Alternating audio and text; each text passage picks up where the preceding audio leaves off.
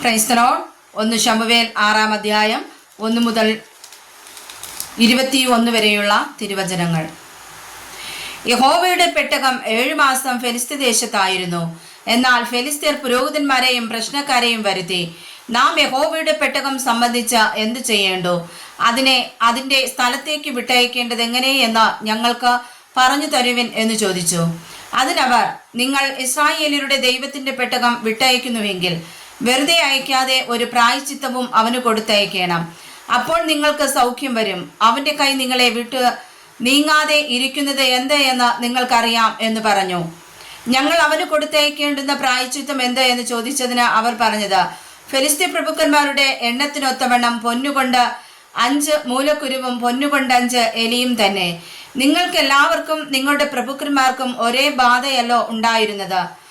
ആകയാൽ നിങ്ങൾ നിങ്ങളുടെ മൂലക്കുരുവിന്റെയും നിങ്ങളുടെ ദേശത്തെ ശൂന്യമാക്കുന്ന എലിയുടെയും പ്രതിമകൾ ഉണ്ടാക്കി ഇസ്രായേലരുടെ ദൈവത്തിന് തിരുമുൽ കാഴ്ച വെക്കണം. പക്ഷേ അവൻ തൻ്റെ കൈ നിങ്ങളുടെ മേൽ നിന്നും നിങ്ങളുടെ ദേവന്മാരുടെ മേൽ നിന്നും നിങ്ങളുടെ ദേശത്തിന്മേൽ നിന്നും നീക്കും.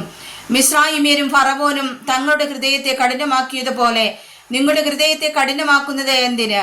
അവരുടെ ഇടയിൽ അത്ഭുതം പ്രവർത്തിച്ച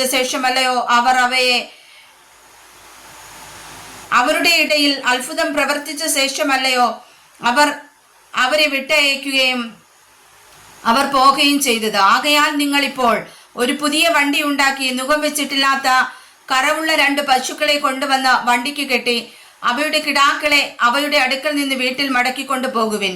പിന്നെ യഹോവയുടെ പെട്ടകമെടുത്ത വണ്ടിയിൽ വെപ്പിൻ. നിങ്ങൾ അവന് പ്രായശ്ചിത്തമായി കൊടുത്തയക്കുന്ന പൊന്നുരുപ്പടികളും ഒരു ചെല്ലത്തിൽ അതിനരികെ വെച്ച് അത് തനിച്ചു പോകുവാൻ വിടുവിൻ.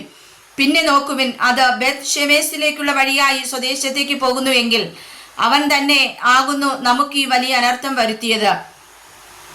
അല്ലെങ്കിൽ നമ്മെ ബാധിച്ചത് അവന്റെ കൈയല്ല, യാദൃച്ഛിക നമുക്ക് ഭവിച്ചതത്രേ എന്ന് അറിഞ്ഞുകൊള്ളാം. അവർ അങ്ങനെ തന്നെ ചെയ്തു.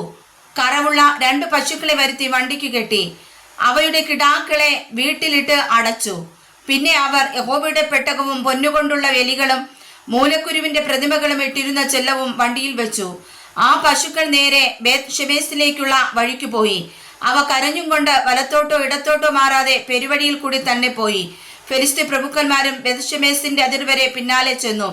അന്നേരം ബേത് ഷെമേസിയർ താഴ്വരയിൽ കോതമ്പ് കൊയ്യുകയായിരുന്നു. അവർ തല ഉയർത്തി പെട്ടകം കണ്ടിട്ട് സന്തോഷിച്ചു. വണ്ടി ബേത് ഷെമേസ്യനായ യോശുവയുടെ വയലിൽ വന്നു നിന്നു. അവിടെ ഒരു വലിയ കല്ലുണ്ടായിരുന്നു. അവർ വണ്ടിയുടെ മരം വെട്ടിക്കീറി പശുക്കളെ യഹോവയ്ക്ക് ഹോമയാഗം കഴിച്ചു. ലേവ്യർ യഹോവയുടെ പെട്ടകവും പൊന്നുരുപ്പടികളുള്ള ചെല്ലവും ഇറക്കി ആ വലിയ കല്ലിന്മേൽ വെച്ചു. ബേത് ഷെമേസ്യർ അന്ന് യഹോവയ്ക്ക് ഹോമയാഗങ്ങളും ഹനനയാഗങ്ങളും അർപ്പിച്ചു. ഫെലിസ്ത്യ പ്രഭുക്കന്മാർ ഐവരും ഇത് കണ്ട ശേഷം അന്നു തന്നെ എക്രോനിലേക്ക് മടങ്ങിപ്പോയി. ഫെലിസ്ത്യർ യഹോവയ്ക്ക് പ്രായശ്ചിത്തമായി കൊടുത്തയച്ച പൊന്നുകൊണ്ടുള്ള മൂലക്കുരുക്കൾ അസ്തോദിന്റെ പേർക്കൊന്ന്, ഗസയുടെ പേർക്കൊന്ന്, അസ്കലോന്റെ പേർക്കൊന്ന്, ഗത്തിന്റെ പേർക്കൊന്ന്, എക്രോന്റെ പേർക്കൊന്ന് ഇങ്ങനെ ആയിരുന്നു. പൊന്നുകൊണ്ടുള്ള എലികൾ ഉറപ്പുള്ള പട്ടണങ്ങളും നാട്ടുംപുറങ്ങളിലെ ഗ്രാമങ്ങളുമായി 5 പ്രഭുക്കന്മാർക്കുമുള്ള സകല ഫെലിസ്ത്യ പട്ടണങ്ങളുടെയും എണ്ണത്തിനൊത്തവണ്ണമായിരുന്നു. അവർ യഹോവയുടെ പെട്ടകം ഇറക്കി വെച്ച വലിയ കല്ല് ബേത് ഷെമേസ്യനായ യോശുവയുടെ വയലിൽ ഇന്നുവരെയും ഉണ്ട്. ബേത് ഷെമേസ്യർ യഹോവയുടെ പെട്ടകത്തിൽ നോക്കുക കൊണ്ട് അവരെ സംഹരിച്ചു. അവൻ ജനത്തിൽ 50,070 പേരെ സംഹരിച്ചു. ഇങ്ങനെ യഹോവ ജനത്തിൽ ഒരു മഹാസംഹാരം ചെയ്തതുകൊണ്ട് ജനം വിലപിച്ചു.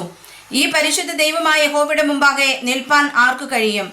അവൻ ഞങ്ങളെ വിട്ട് അവരുടെ അടുക്കൽ പോകുമെന്ന് ബേത് ഷെമേസ്യർ പറഞ്ഞു. അവർ കിര്യത്ത്-യെയാരീം നിവാസികളുടെ അടുക്കൽ ദൂതന്മാരെ അയച്ചു. ഫെലിസ്ത്യർ യഹോവയുടെ പെട്ടകം മടക്കി അയച്ചിരിക്കുന്നു, നിങ്ങൾ വന്നതിനെ നിങ്ങളുടെ അടുക്കൽ കൊണ്ടുപോകുവിൻ എന്ന് പറയിച്ചു. വായിച്ചതായ തിരുവചനങ്ങളാൽ പരിശുദ്ധ കർത്താവ് നമ്മേവരെ സമർത്ഥമായി അനുഗ്രഹിക്കുമാറാകട്ടെ. ആമേൻ.